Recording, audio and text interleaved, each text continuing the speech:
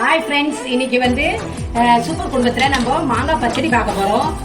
Case பற்ற வச்சாச்சு. Case மேலே குக்கர் வச்சிருக்கிறோம். குக்கரில் கொஞ்சம் எண்ணெய் விடலாம். எண்ணெய் கொஞ்சம் சூடாகட்டும். எண்ணெய் சுட்டதும் கொஞ்சம் கடுகு பொரிஞ்சுக்கணும். உளுத்தம்பருப்பு